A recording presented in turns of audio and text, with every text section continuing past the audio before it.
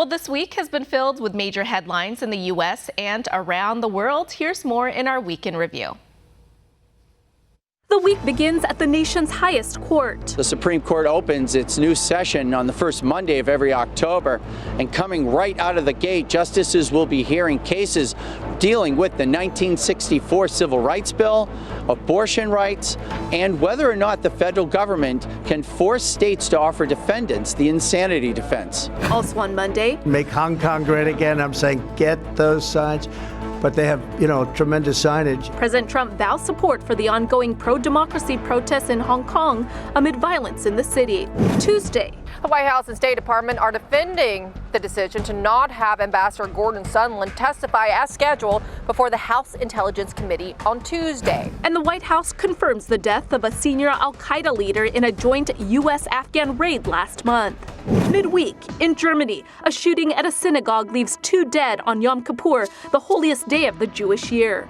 Also on Wednesday, Turkey begins its offensive into northeast Syria after the U.S. announced it's withdrawing U.S. troops from the region. Thursday, in Texas, the 21-year-old accused of the El Paso shooting pleads not guilty.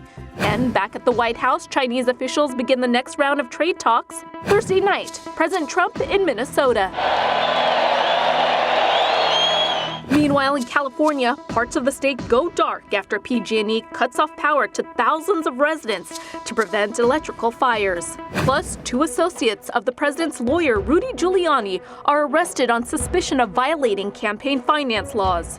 And Bernie Sanders pledges to release his medical records after the 2020 presidential candidate suffered a heart attack. I should have paid more attention to some of the symptoms that were occurring. Finally, on Friday, the former ambassador to Ukraine testifies on Capitol Hill in the House Democrats' impeachment inquiry.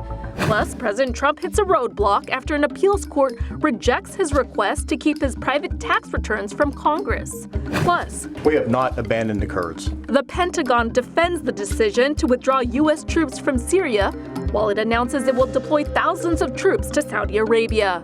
Meanwhile, the Treasury Department threatened sanctions against Turkey. And finally, the week ends in Lake Charles, Louisiana for a Keep America Great Again rally. Rachel Acenas, One America News. Want to see more videos like this? Click on the link below and subscribe to One America News on YouTube. And call your cable provider and kindly demand that One America News is added to your lineup. Call and subscribe today.